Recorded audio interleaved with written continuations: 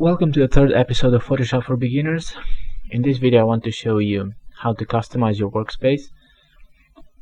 And by default, it's usually you have the Essentials workspace. There's a list of available workspaces that Photoshop comes with, and you can select from this double arrow. You get a list of workspaces that are saved. But first let's talk about the panels. On the right side you have the panels. If you watched the first episode where I talked about the interface, these are panels which you can add more panels from the window menu. You can see you have a list of panels here, and I don't like how they look right now because I don't want the adjustments to be here. I only want the layers and a few other things I will show you. If you click on this black bar, drag, you select the entire dock, all the panels that you have. So if you want to put it back, click and drag and put it back. Inside the dock you have you see this gray bar here, this one and this one. These are called tab groups. If you click this little icon, you can see close tab group, and you will close everything.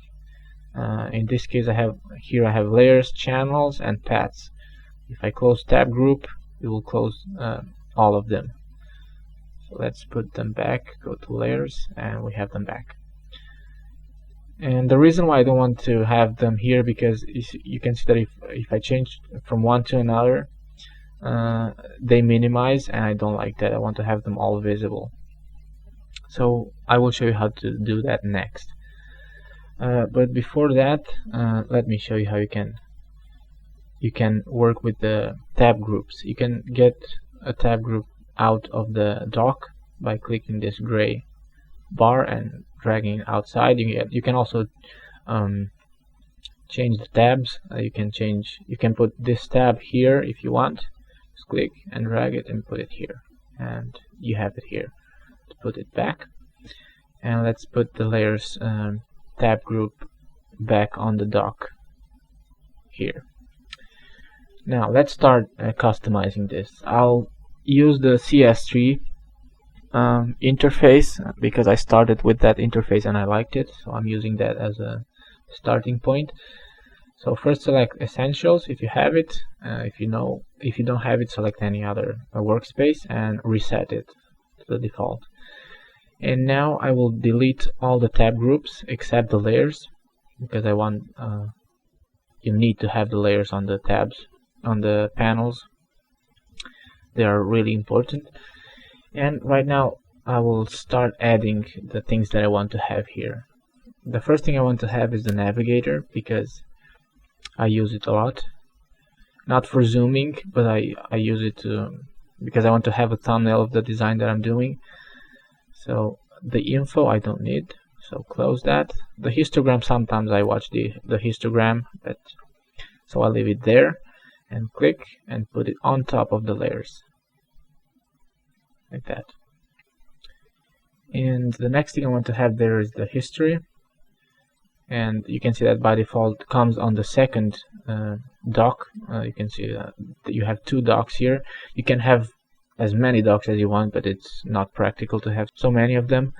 So I have one of them which is extended, this one, and this one which is collapsed. You can collapse this one as well, and you have it like this, but I don't like it. So I have one of them extended with the most important things that I use all the time here, and the icons of the panels that I don't use so often here. So the history I use a lot, so I put it on its own panel here on the extended dock. The next thing I want to have, and which I will put side by side here on the history on the same tab group, is the styles. I'll talk about styles in another video. You can see that by default comes here on another tab group, which I don't like. So I grab the styles tab, only this tab, and put it here on the history tab group and close this and have the history selected. If I want to select the style, I click the styles, but the histories must be visible for me. You can make this as you like, but this is my favorite configuration, so this is how I will use it from now on. The next thing I want to have is the layers. I also have them here on the bottom part, and this I want to have the channels and the paths on the same group.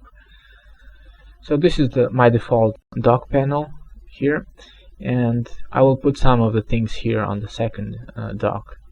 And the things I want to have there is the brush. These are settings for the brush tool, and I have them here. This is an entire group actually. If you drag it outside and you expand it, you can see the 3 tabs here, just like this. But when you collapse it, you only see the icons. You can put it back here. And the next thing I want to have, it's the actions. I don't want them here, so I drag them outside, collapse that, and put it here on its own. And you can see that I can make it another dock, but I want to have it here. So with these icons, I know that here these are the actions, these are the clone source, this is the brush settings, and you can put here anything you want. The adjustments, I don't want to have them here on the same dock as the main elements, because as you can see, look, it changes the arrangement, and I don't want that. I want the layers to be visible all time, and also I don't want to continuously change the height of the navigator and all that kind of thing. So I have the adjustment outside or here, and when I click them, the adjustments open, and I can choose any of the adjustments that I want, and you have a new layer. Don't worry, I'll make a video about adjustment layers. For now, just make this workspace, and we'll talk about adjustments later. So I have the adjustments here, and when I click them, the panel opens, and when I don't need them, I close them, and that way I don't mess with the arrangement here. So this is pretty much all that I have here. You can also change, for example, the menus. If you go to edit menus, you can apply colors.